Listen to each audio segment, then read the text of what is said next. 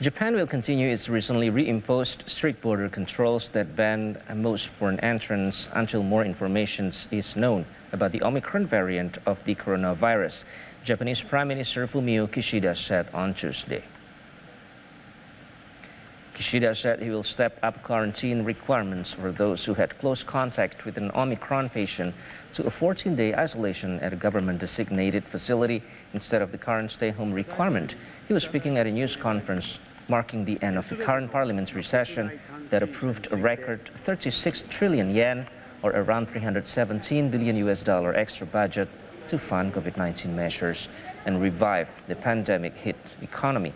Kishida did not give a timeline for the ongoing border controls.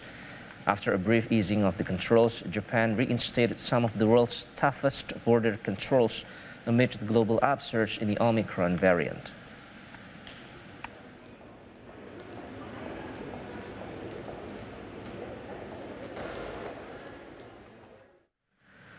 Australian Prime Minister Scott Morrison said his government is taking the Omicron variant very seriously as new COVID-19 cases in Australia's most populous state, New South Wales, surged to a pandemic record on Wednesday.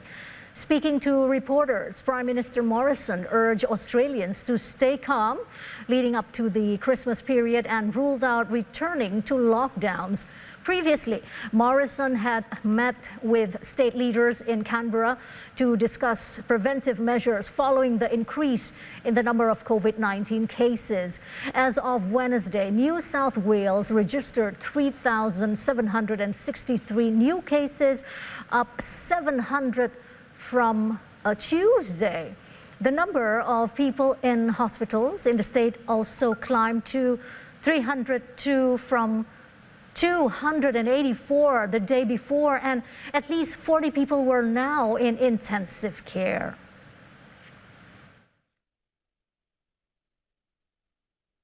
Taking Omicron very seriously, as you would expect us to.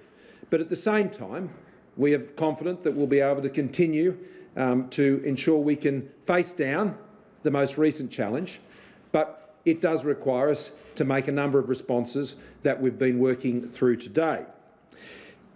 That response needs us to appreciate that with Omicron, what we're dealing with is a much greater volume of cases.